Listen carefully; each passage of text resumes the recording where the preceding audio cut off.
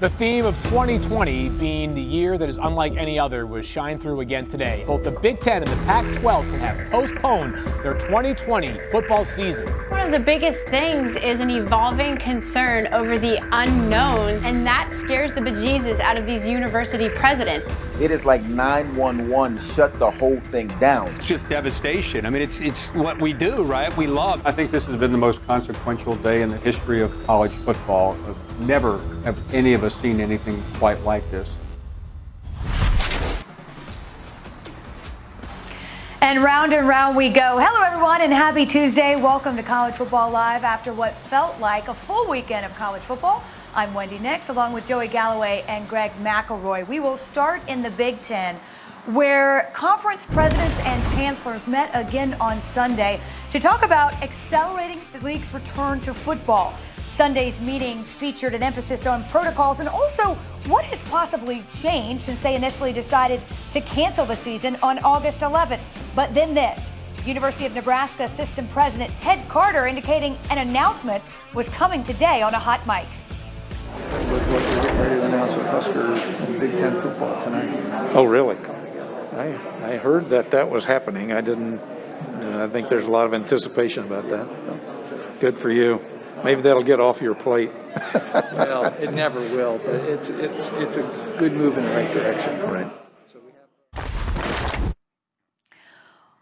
Well, to help clear this all up, as if that is remotely possible, college football reporter Heather Dinich. And Heather, look, where do we stand as of this afternoon? Well, to be clear, Wendy, ESPN has not confirmed as of this second that a vote has actually taken place. Ted Carter, who you just heard in that clip, is not actually a voting member. He oversees the entire Nebraska system. It's Ronnie Green, who's the chancellor of Nebraska, and actually has the vote in regards to the Huskers. But I can tell you this, sources have told ESPN over the weekend that an October 17th start date was presented to the presidents and chancellors for a possible return. We do expect a vote to happen tonight. Sources say that it could be an 8 or a 9 game schedule with a conference championship game coming on December 19th. That could sneak the Big Ten in for the college football playoff.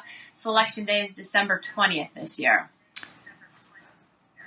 Heather, let me ask you this for the sake of argument, which is really all we can do right now. If we were to be talking about an October 17th, a mid-October start date, can the Big Ten still participate in the playoffs? Well, Wendy, that is controlled by the 10 FBS commissioners and Notre Dame athletic director Jack Swarbrick. They are the ones who make the decisions about the college football playoffs. So whether their league is playing or not, they would have to determine whether to let the Big Ten in. My instinct is that they would let the conference in if they do play at least 8 games and sneak that championship game in on December 19th. But remember, Big 12 Commissioner Bob Bowlesby, ACC Commissioner John Swofford, and SEC Commissioner Greg Sankey are all trying to navigate their leagues through longer schedules. So they are the most powerful voices in that room, if that's the question. Again, I think they will, but it's going to be a difficult conversation. To be continued. Heather, thank you. Greg, I will start with you and simply ask it like this. At what point does all this back and forth and this indecision that we've seen become unfair to everybody involved? Wendy, it's fish or cut bait. Like, I'm tired of talking about it. I'm tired of speculating. Tell me, are you playing or are you not? Because from the beginning, I think Joey and you, Wendy, and everyone that's been associated with college football, we've said, what about the players? And all you're doing right now is you are leaving every single one of these players twisting in the wind. Are we playing? Aren't we playing? When are we starting? Is it a spring? Is it this fall? When are we going? We want answers. I don't care what they decide. Ultimately, if they decide to shut down the season, that's fine. Just stop talking about it, all right? If you decide to play on October 17th, great. Give us a way to get there. And at this point, all we've heard are these random rumors and sources and anonymous sources and all this indecision. Just give us the answers, because all of us, frankly, Joey, are really tired of the constant and rampant speculation. Which is why I don't go on Twitter, which is why I stay off of social media. Golf course, 'cause that way I don't have to hear all the random rumors and everybody like speculating. I do think we're there though. I mean, the excitement is starting to well up here. I do think that we are right on the cusp of announcing a date for the Big Ten to start.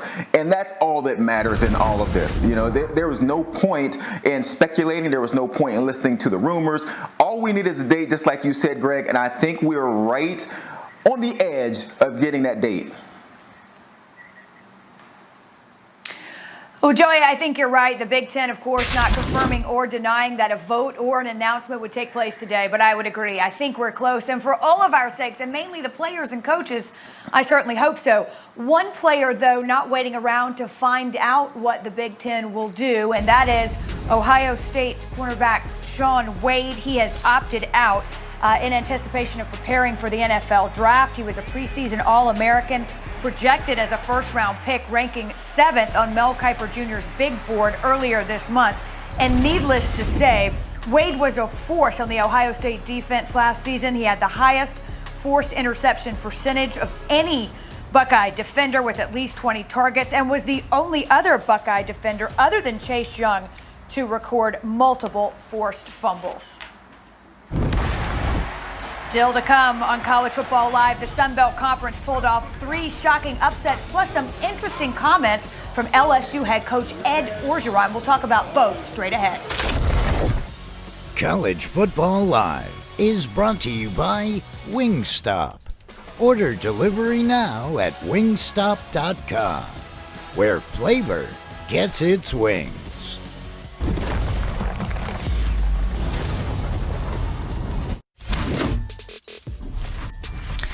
In the midst of the pandemic, LSU has already lost wide receiver Jamar Chase and defensive back Harry Benson, who both opted out. And with the defending national champions kicking off their season next Saturday at home against Mississippi State, and Orgeron was transparent earlier today about his team and COVID-19. Coach O had this to say to reporters: "Not all of our players, but most of our players have caught it. I think that hopefully they won't catch it again, and hopefully they're not out for games." Obviously, Greg, this is an ongoing issue. This is what has kept some teams from practicing, some games for being rescheduled. But what's your initial take on Orgeron's comments about the majority of his players at some point contracting COVID-19? No, I'm not surprised. And I remember it being a big story back in June, Wendy. When LSU players returned to campus, they went to a place called Tigerland. That was a bar, and a lot of those players, as a result of that visit on campus upon their return, they contracted COVID-19. They had 30-plus results at that point. I would imagine with contact tracing and everything else that's gone on from that point moving forward, a few other guys probably got it throughout the course of June. I think they actually spiked after the July 4th holiday if you read and talk to people down in Baton Rouge. However, since they started a more controlled environment, a more maybe a little bit more committed to the practice environment, guys haven't had that freedom. They haven't had that luxury to go out and enjoy what it is to be a college student. So actually their numbers have been on a steady decline over the last few months, but I wasn't surprised at all to hear him say that, knowing some of the storylines that we had coming out of the summer and more specifically the July 4th holiday, Joey. Greg, that actually makes me laugh to hear your take on that. You make it sound like we're talking about these guys caught a cold. I don't recall at any point in time hearing about the LSU program shutting down because of COVID. We've had all summer long teams shutting down, programs having to take time off because guys caught it. You make it sound like, oh, well, 30 guys caught it. They went to a bar. He is saying most of his players, and then backing that up with, I'm not sure how many. It just really sounds uninformed. And when you say, hopefully, my guys don't catch it again, that makes me worry. And so in this situation, when so many people have taken so many steps to be protected and worry about this situation, that sounds very uninformed. And if I was a player, if I was a parent with a player on that team, it would make me worry about the way he nonchalantly just threw that out there. Well, I also think, too, they talked at length, Coach O and everyone associated with LSU, is we have to educate our guys. Like, they didn't take it seriously in June. They didn't take it seriously in July. Like, it's been a process to get to this point to where they finally understood the ramifications of the decisions that they're making. Now, they're never going to publicize the amount of guys that tested positive. They're not going to give us a list of names, guys who were out, guys who were in, guys who had to take some time in quarantine. They're not going to give us any of that. All we can hope is that now that they're in a football environment, Joey, and they're playing against teams, and they're out in the community, and they're playing against teams every single Saturday, all we can hope is that these guys have been smart over the last few weeks to avoid potentially exposing themselves to a virus that is remarkably problematic for the college football season. So I think it's something that we're going to have to continue to monitor, but I also think this is something that they've dealt with, they've put it to bed, and hopefully it's not something they have to worry about moving forward. Number one, it's not something that you put to bed because this thing is continuing. And my point is, that doesn't sound good. It's a bad look for Coach O, it's a bad look for LSU, and it's a bad look for the SEC. When a lot of people around the country already think that the SEC is taking this lightly. So you have a head coach, one of your main head coaches in the conference of the SEC, coming out saying, hopefully my guys don't catch it again. Well, it has been proven that people can catch it 2 times. And so when you have that out in front, and you're saying, hopefully, that doesn't make me feel comfortable if I'm on your team. It doesn't make me feel comfortable if I have to play against you. And when you say, I don't know how many of my guys caught it, that is a terrible look. It's awful. And this is what makes people worry. And this is why guys are opting out. And this is why players are saying we need a voice in the room because of statements like this from coaches, from leaders, from people who are making decisions. That is a terrible look by Coach O. Well, what's also interesting, guys, that every conference has different protocols when it comes to COVID-19. In the case of the SEC, players don't have to be retested for 90 days if they've had a positive test. So when he talks about longer-term ramifications and players missing practice or missing games, clearly, it could be an issue because we're not going to know anything for a solid 90 days, Greg. Yeah, and I think that's all part of the parameters, and I would imagine they have used the information provided them by their public health officials about what's a safe time frame to where you could potentially not have the antibodies to fight the virus anymore. Like, I'm not a doctor. I can't sit here and tell you whether or not it's going to ramp back up during flu season. All I can do is use the information that's been provided to us by people that are knowledgeable on the situation, and I'm going to trust the SEC. I'm going to trust all the football leagues that they are making sure that the players' health and safety is at the forefront. And that these players, by the way, you're mentioning a lot of guys opting out. LSU's actually had guys opt back in, Joey, to playing in the season. So, yeah, there are guys that are opting out that are not comfortable, but no one's being forced against their will to play. If they don't want to play and they're not comfortable with the parameters, then by all means that they don't need to. That's for sure. So, Joey, I think it's a troubling thing without question. I don't disagree with you on what Ed Ogeron had to say. But I also think at this point he doesn't want to tell you too much about what they've gone through within the program. There's no point in making the statement. You don't have to tell me anything. What I'm saying is, and you're right, none of us are doctors, but there is information out there that we have access to. And so the first thing I thought when he said, hopefully our guys don't catch it again, well, it's already been proven that you can catch it again. And so all I'm saying is, you're right. This is a decision made by players on a team, and they may decide to play. But when a coach, when a leader makes these kind of statements, it undercuts what people are believing, that these guys are doing everything they can to protect these players, and it comes across as uninformed. It comes across as nonchalantly throwing it out there. I don't know how many. And when you put hopefully in a sentence 2 times, you're talking about a medical situation. That doesn't make me feel good, and it doesn't make me feel good if I had to go play against this team. That's all I'm saying. It's a terrible statement that makes the situation look worse. Well, I tell you what, Greg, I was the first to agree with you that the Big Ten needs to fish or gut bait, but I'll circle back, and I do think these are the kind of things and the kind of issues that they're wrestling with when they take this to a vote, because this is what they're concerned about too. So a lot of different opinions and a lot of conflicting information out there, but again, we will see.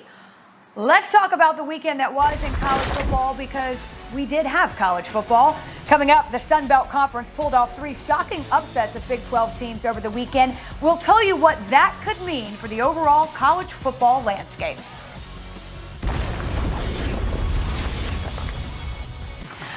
This week, our Saturday night football game, De'Aaron King leads the number 17 Hurricanes into Louisville to take on the number 18 Cardinals. That's 7:30 Eastern, 4:30 Pacific on ABC and the ESPN app. Saturday night football presented by Capital One. Now for this week's ultimate performance presented by BMW, and that honor goes to the Sun Belt Conference, who notched not 1, not 2, but 3 wins over Big 12 opponents this weekend, most notably Louisiana over then 23rd ranked Iowa State. Entering Saturday, the Big 12, by the way, had won 21 of their last 22 against the Sun Belt, which begs the question, you never know, Greg, is this a sign of things to come for the Big 12? They certainly hope not. Whew, it was not a good weekend for the Big 12, Wendy. I think it proved what we've known for a little while about the Big 12. The league, top to bottom, is just not overwhelmingly physical. They really aren't.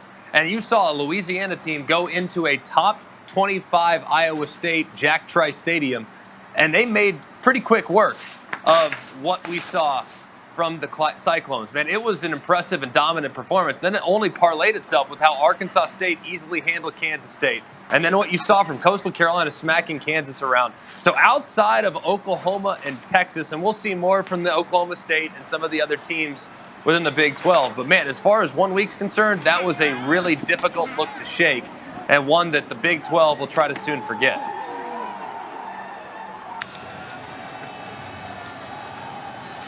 Joey, let me ask you this. There's always contributing factors, and we know we're dealing with a different kind of environment right now. What do you think is happening here? Well, I think that the teams that lost. And I don't know that we give enough credit to the Sun Belt for what they're able to accomplish. We sort of talked about these games about Kansas or Kansas State or Iowa State as if it was about them. But honestly, we got to give a lot of credit to the Sun Belt, Arkansas State and Coastal Carolina. You know, and you just have to say, like, great job coming out, doing your job. Louisiana taking back 2 kicks, a punt and a kick. That's impressive football. The thing that interested me is, so with no fans in the stands, you got 18, 19, 20-year-old kids out here playing football. It's going to be a tougher job for these coaches to keep their teams motivated because you don't have the external excitement in the arena. You don't have your fans screaming. There's nothing to draw that energy from. And so when you're in a quiet stadium, it's going to feel like a scrimmage. And for these teams that are used to winning, they're going to have to get out there and find a way to stay motivated, find a way to bring their own energy, because if they don't, they will lose like the 3 teams did in the Big 12. No, I think Louisiana, especially, Joey, deserves ample amounts of credit for what they pulled off. I mean, 3 phases, dialed in, physical, trying to establish the line of scrimmage, really impressive. But you're 100% right. And it is not exclusive to the Big 12. It's home teams across the board. In the ACC, we will see it in the SEC, in the Big 12, in the American. Home teams are going to struggle because when you're in a familiar environment and you can't feed off the energy of a home crowd, man, that neutralizes things very, very quickly. So I actually think playing at home might hurt you, especially if there's 0 fans and if there's a really small number of fans. So something to keep an eye on as far as the trend's concerned throughout the season. I got to tell you, I know there'll be people that disagree, but for me, college football, the lack of fans in college football makes a bigger difference than in just about any sport, because you guys know students and the fan base, it is electric. And to me, without that, I mean, it is a different animal they're going to have to get used to. We'll take a look now, speaking of which, at the college football rankings. They are presented by Chick-fil-A. Clemson at the top of the 2nd straight week, followed by Alabama. Alabama, by the way, the first of 3 SEC schools ranked in the top 5. Joey Galloway, though, we talk about it every year. We've yet to see it happen, but why not? Why stop now? You know, is this the year that we could potentially see a Group of 5 school in the postseason? They definitely got a better chance with less teams playing. Their chances go down when the Big Ten announces that they're back in. So it's going to be interesting as we look at that ranking. I want to see what happens the minute the Big Ten announces that they're playing football. Greg, did you go back and re-vote? because you got to put Ohio State somewhere in that top 5. You got to add in some teams. So it's like an immediate call the voters back in. Let's redo this thing and add the Big Ten. The strongest reaction for a Big Ten's vote is probably going to be in Columbus, Ohio, and maybe State College, Pennsylvania.